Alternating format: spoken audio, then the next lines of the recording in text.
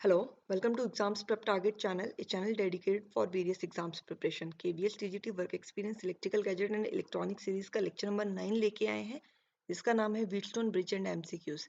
इससे पहले हमने रेजिस्टिव सर्किट देखा है, उन पे एमसीक्यूज देखे थे। अब हम व्हीटस्टोन ब्रिज करने वाले हैं। व्हीटस्टोन ब्रिज पे भी रेजिस्टिव सर्किट के कुछ क्वेश्चंस बनते हैं, जैसे इक्विवेलेंट रेजिस्टेंस हमें फाइंड आउट करना है। जब आपका क्वेश्चन व्हीटस्टोन ब्रिज कॉन्फ़िगरेशन में है, तो वो सभी क्वेश्चंस आप इस वीडियो को देखने के बाद सॉल्व कर पाएंगे। तो चलिए इसे शुरू करते हैं। Wheatstone bridge was proposed for measuring accurately the value of unknown resistance.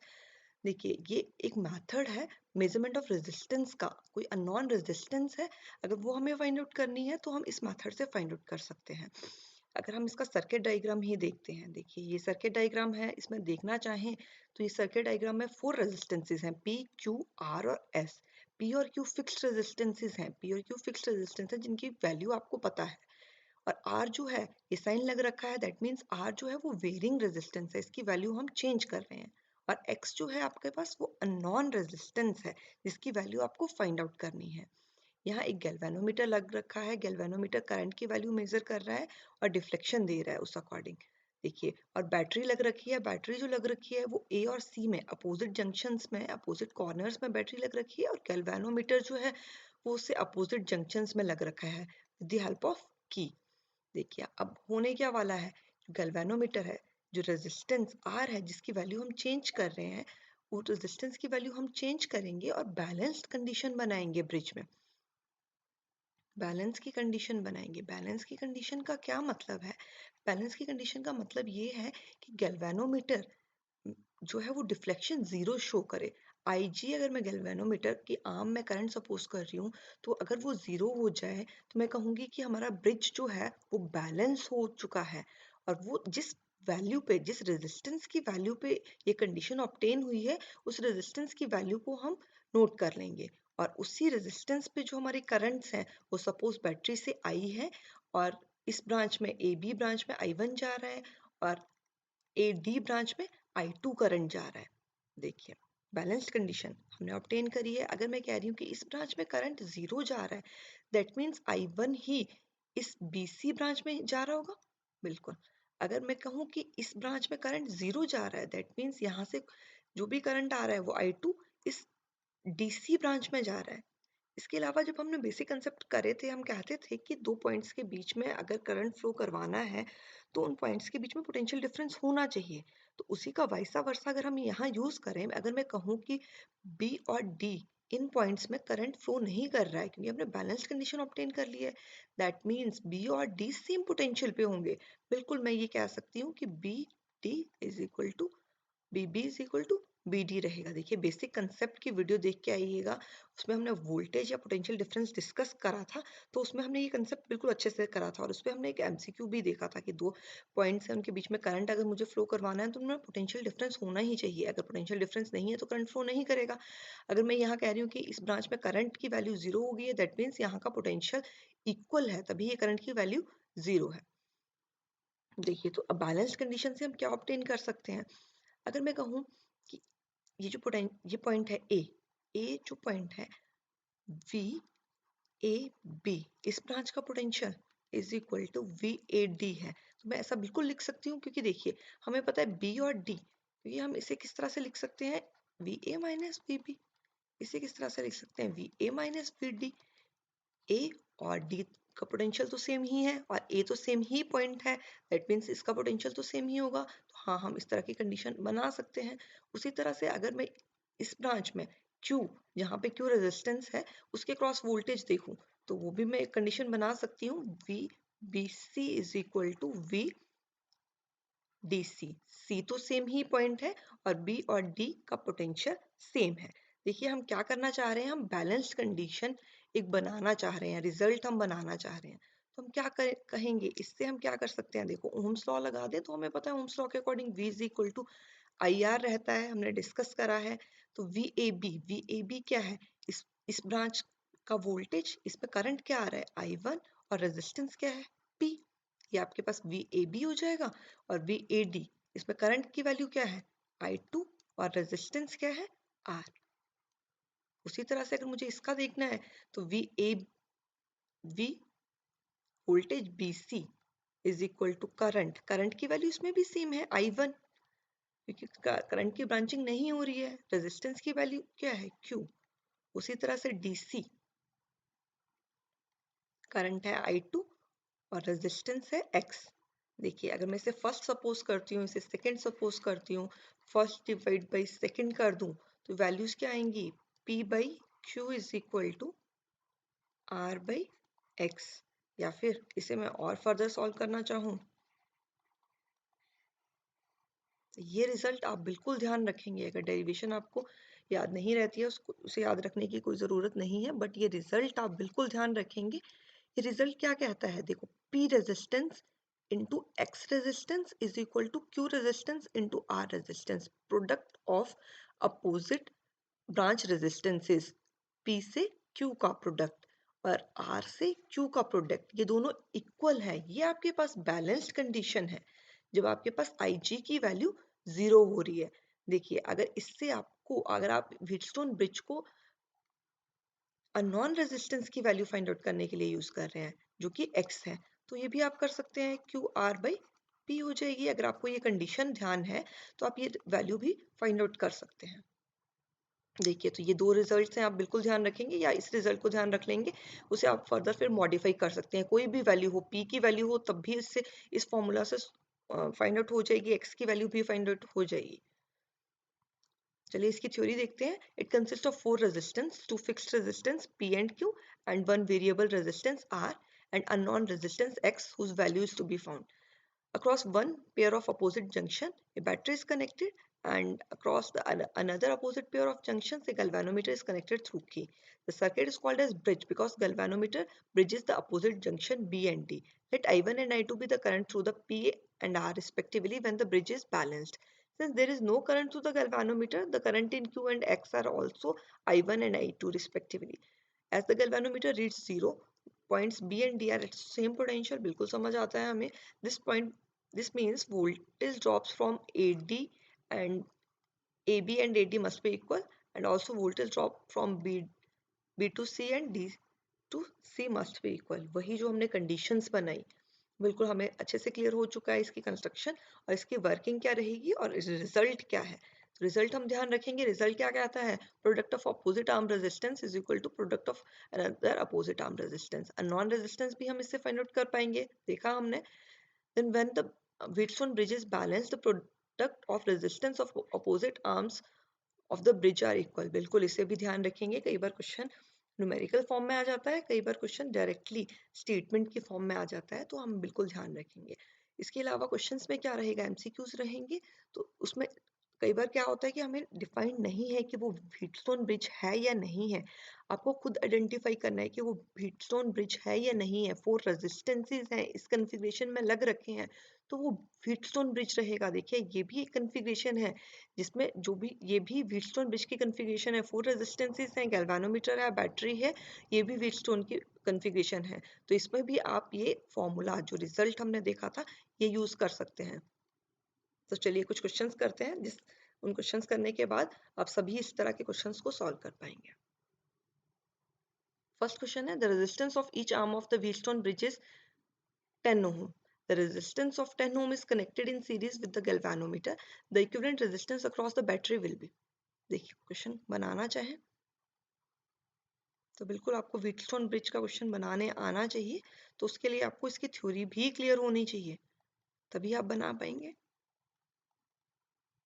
Wheatstone bridge का क्वेश्चन दिखता किस तरह से है, सर्किट दिखता किस तरह से है।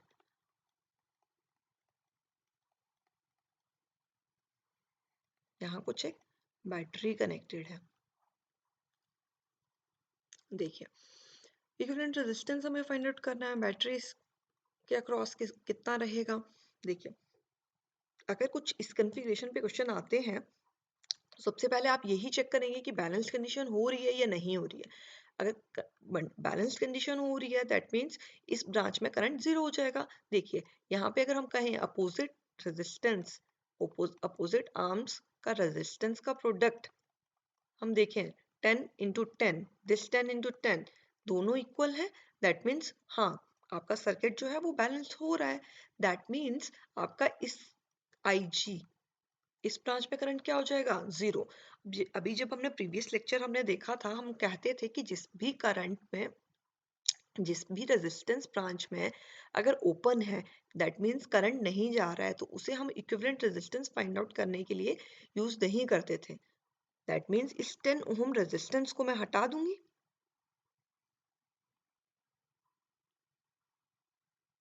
क्योंकि यहाँ करंट फ्लो नहीं कर रहा है, ओपन सर्किट हो चुका है।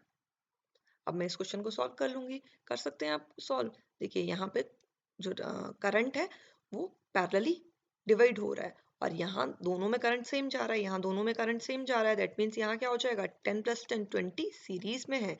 नीचे वाले दो रेजिस्टेंस भी सीरीज में है, 10 + 10 20। देखिए, और 20 और 20 दोनों पैरेलल में है, दो रेजिस्टेंस इक्वल जो पैरेलल में हो, तो value of that resistance and number के कितने नंबर ऑफ रेजिस्टेंसेस है जो पैरेलल में है, यहाँ क्या है 2 है। ये सभी कंसेप्ट हम देख चुके हैं, तो आंसर क्या आ जाएगा आपके पास, 10 ओम। In the previous question, if galvanometer is short circuited, the current in the various resistors will be। देखिए इस तरह का एक सर्किट था, यहाँ 10 ओम था, और यहाँ गैल्वेनोमीटर था। अगर मैं गैल्वेनोमीटर को शॉर्ट सर्किट कर दूं, तो current in various resistor will increases, decreases, no change और कांट से क्या रहेगा। देखिए अगर गैल्वेनोमीटर है या नहीं, उससे आपका सर्किट व्हीटस्टोन ब्रिज नहीं बनता है। व्हीटस्टोन ब्रिज में इस तरह के रेजिस्टेंसेस लग रखे हैं, इस तरह का कॉन्फ़िगरेशन है, तब वो व्हीटस्टोन ब्रिज बनता है। गैल्वेनोमीटर तो हम करंट की वैल्यू को जीरो करने के लिए, बैलेंस्ड कंडीशन ऑब्टेन करने के लिए यूज कर रहे हैं। तो देखिए ये भी व्हीटस्टोन ब्रिज का सर्किट बनता है, क्योंकि व्हीटस्टोन ब्रिज का सर्किट कैसे बनेगा, 10 × 10। कंडीशन चेक कर लीजिए, इज इक्वल टू 10 × 10, बिल्कुल चेक हो रही है। दैट मीन्स अगेन आपका इस ब्रांच में करंट की वैल्यू क्या हो जाएगी, जीरो हो जाएगी। अगर ये जीरो हो जाएगी तो अगेन इस ब्रांच को मैं हटा दूंगी, क्योंकि यहाँ ओपन सर्किट हो चुका है। इसी तरह से कैलकुलेशन करूंगी तो आर इक्विवेलेंट भी सेम आ गया, 10 ओम्स ही आ गया। दैट मीन्स करंट भी तो सेम आ रहा होगा, करंट की वैल्यू चेंज नहीं होगी। देखिए आंसर क्या रहेगा, ऑप्शन सी। नेक्स्ट क्वेश्चन है, in previous question if galvanometer is open circuit the current in various resistors will be. अगर उसे ओपन सर्किट भी कर दे, तो क्वेश्चन में भी तो वो ओपन सर्किट ही बन रहा है। जब हम ओवरऑल करंट या रेजिस्टेंस फाइंड आउट कर रहे हैं, तब भी हम क्या कह रहे हैं, यहाँ पे करंट नहीं जा रहा है। दैट मीन्स ये ओपन सर्किट ही बन रहा है। ठीक है, इसे हम हटा ही रहे हैं, इसे ओपन सर्किट भी कर दें तब भी बैलेंस कंडीशन ऑब्टेन होगी, आर इक्विवेलेंट सेम आएगा और करंट की वैल्यू भी सेम रहेगी। दैट मीन्स यहाँ पे आपका आंसर हो जाएगा नो चेंज। करंट की वैल्यू चेंज नहीं हुई, ना इंक्रीज हुई ना डिक्रीज हुई, करंट की वैल्यू सेम ही रही। Next question, how much resistance must be put in parallel to resistance 6 ohm to balance the bridge. देखिए 6 ओम का रेजिस्टेंस है, देखिए 9 × 6 और 4 × 11 कर दें, बैलेंस्ड कंडीशन को अगर चेक करें तो ये सेटिस्फाई नहीं हो रही होगी। तो क्वेश्चन क्या आ रहा है कि अगर 6 ओम के पैरेलल में कितना रेजिस्टेंस हम दे दें, सपोज मैं उसे आर सपोज कर लेती हूँ, आर सपोज कर रही हूँ, तो ये कंडीशन आपकी बैलेंस्ड हो जाए। तो बैलेंस कंडीशन आपको बिल्कुल पता होनी चाहिए, वो क्या कहता है, product of opposite arm resistances. यहाँ क्या रहेगा, 9 इंटू इन दोनों का पैरेलल, पैरेलल में आपको पता है वैल्यू क्या रह जाती है आर इक्विवेलेंट की, R1 R2 R1 + R2। ये सभी कंसेप्ट हम देख चुके हैं, तो ये क्या हो जाएगी value, 6 × R 6 + R। Product of opposite arm resistances 4 × 11। देखिए इस ये कैलकुलेशन कीजिए और एक आंसर दीजिए क्या रहेगा।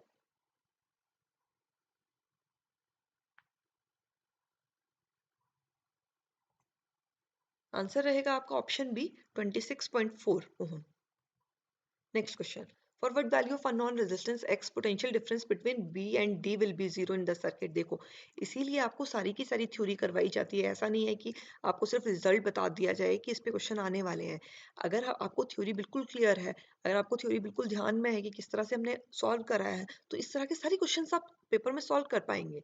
देखिए बी और डी में पोटेंशियल कब जीरो होता था, जब हमारे पास बैलेंस कंडीशन ऑब्टेन होती थी, और वो बैलेंस कंडीशन हम ऑब्टेन कर पाएंगे, बिल्कुल कर पाएंगे, अगर आपका बिल्कुल आपको कंसेप्ट क्लियर है तो। देखिए 6 और 6 दोनों सीरीज में है, तो क्या हो जाएगा 6 + 6।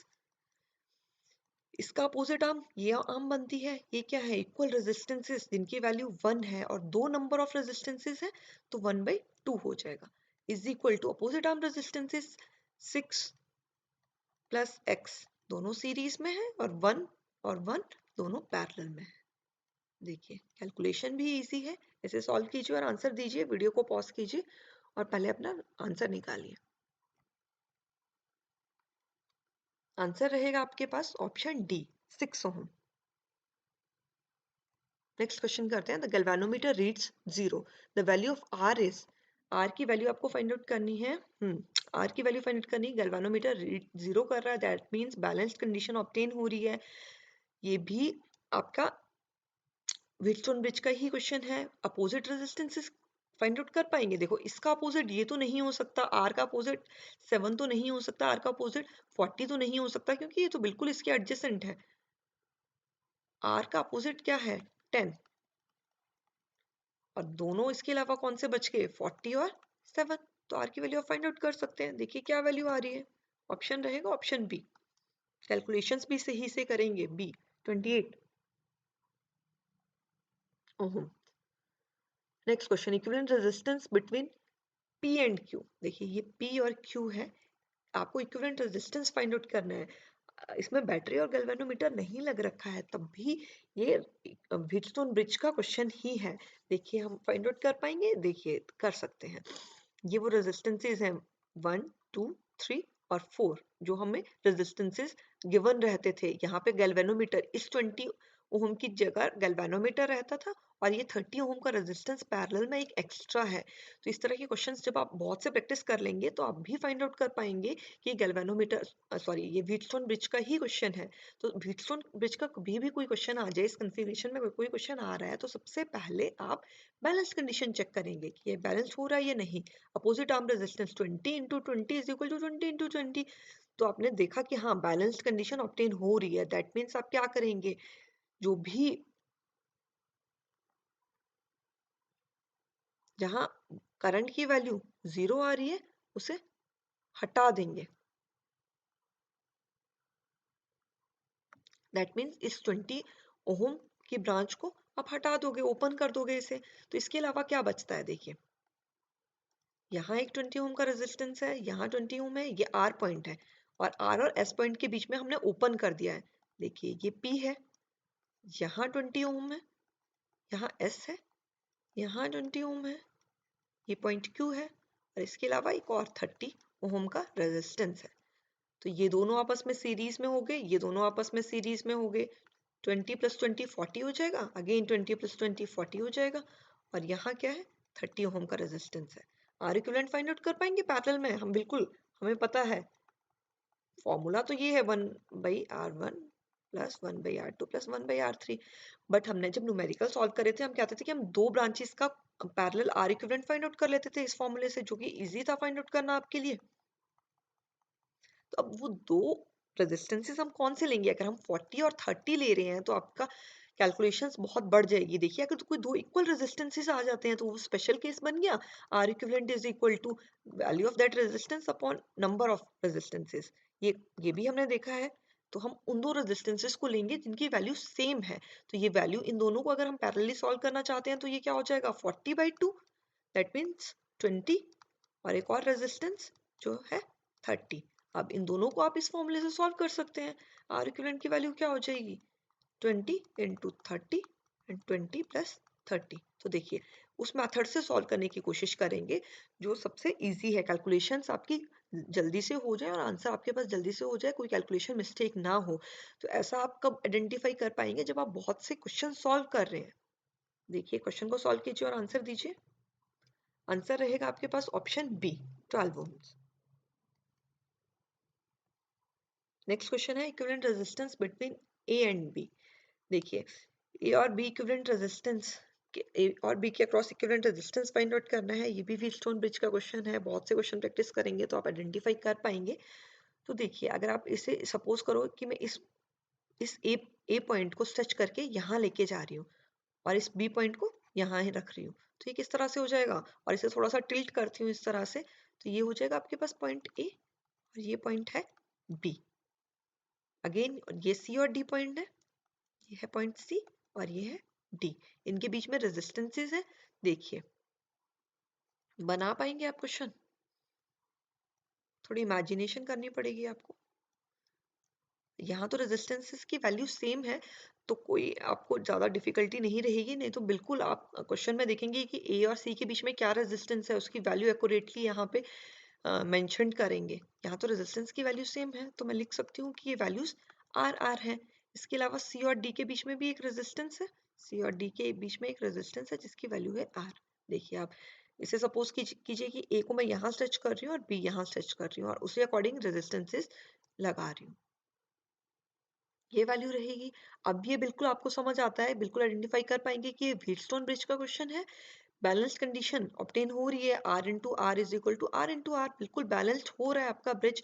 दैट मीन्स यहाँ पे इस ब्रांच को मैं हटा दूंगी, इस ब्रांच को आप हटा दोगे क्योंकि इसमें करंट की वैल्यू जीरो जा रही है। और इक्विवेलेंट रेजिस्टेंस जब भी फाइंड आउट करते हैं, जहां भी जिस रेजिस्टेंस में ओपन हो, जिसमें करंट की वैल्यू नहीं जाएगी, उसे हम हटा देते हैं। तो अगेन आप इसे सॉल्व कर पाएंगे, ये दोनों सीरीज में है, वैल्यू रहेगी 2r, इसकी भी 2r, दोनों पैरेलल में है। रेजिस्टेंस की value upon number of resistances 2, तो आर इक्विवेलेंट की वैल्यू क्या आएगी आपके पास आर। कुछ भी ऑप्शंस हो सकते थे, are equivalent are, 2r, 3r, तो आप उसमें से चूज करेंगे। आर इक्विवेलेंट की वैल्यू है आर। तो इस तरह के बहुत से क्वेश्चन आप सॉल्व करेंगे, और भी को हम आपके लिए क्वेश्चंस लेके आने वाले हैं, तो आपका एक कॉन्फिडेंस बढ़ेगा। चलिए, तो अगर आपको हमारी वीडियो पसंद आ रही है तो प्लीज़ इसे लाइक कर दीजिए। आपके कुछ फ्रेंड्स हैं इसी तरह के पेपर की प्रिपरेशन कर रहे हैं, तो उनके साथ शेयर कर लीजिए। हमारे चैनल को सब्सक्राइब कर लीजिए, क्योंकि हम इसी तरह की वीडियोस आपके लिए लाने वाले हैं। नेक्स्ट हम करने वाले हैं lattice type network and star to delta configuration, star to delta and delta to star. Star to delta भी बहुत इंपॉर्टेंट है, डायरेक्टली प्रीवियस ईयर में क्वेश्चंस आ रहे हैं इस पे भी, तो वो सभी हम देखने वाले हैं। रेजिस्टिव सर्किट के ही ये 3 पार्ट हैं जिसमें हम आर इक्विवेलेंट ही फाइंड आउट करने की ट्राई कर रहे हैं, या करंट या वोल्टेज फाइंड आउट करने की ट्राई कर रहे हैं। डिफरेंट कॉन्फ़िगरेशंस है, तो इनको भी इंक्लूड कर रहे हैं। Thank you.